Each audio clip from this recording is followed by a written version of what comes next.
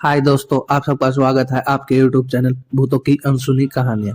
आज जो कहानी मैं आपको बताने जा रहा हूँ इसका नाम है छलावा का डरावना एहसास। चलिए बढ़ते हैं आज की कहानी की ओर। मित्रों, मेरा नाम जतिन है और मैं महाराष्ट्र का रहने वाला हूँ। आज जो मैं आपको किस्सा बताने जा रहा हूँ वो मेरे पिताजी के साथ घटित हुआ। उस वक्त मेरे पिताजी नगर परिषद अचलपुर में नौकरी में थे। उस समय उनकी नौकरी पतवाड़ से 3 किलोमीटर दूरी पर गोरखेड़ा के नौका पर पड़ती थी।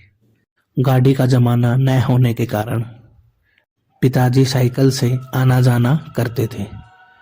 रात बेरात की ड्यूटी हुआ करती थी। हमारा घर भी गोरखड़ा में होने के कारण एक रात पिताजी 1 बजे नाके से निकले।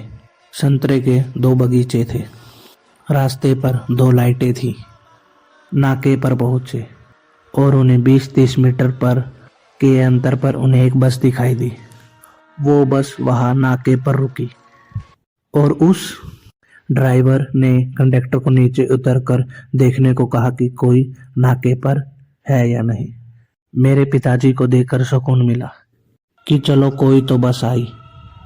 मेरे पिताजी ने देखा कि नाके से कोई आदमी बाहर नहीं आया तो वे खुद ही अंदर चले गए और नाके के अंदर उन्होंने देखा कि अंदर एक आदमी गहरी नींद में सो रहा था। मेरे पिताजी ने उठाया और कहा कि बाहर गाड़ी आई है और तुम नाके के अंदर सो रहे हो। वो आदमी एक बार चौंक कर बोला कि मैंने तो कोई आवाज नहीं सुनाई दी। फिर भी मेरे पिताजी के कहने पर वह देखने को बाहर आए तो बाहर कोई बस नहीं थी। मेरे पिताजी तो एकदम से घबरा गए कि बस कहाँ गायब हो गई। वो नाके वाला आदमी ही जानता था कि जो मेरे पिताजी ने देखा वो छलावा था।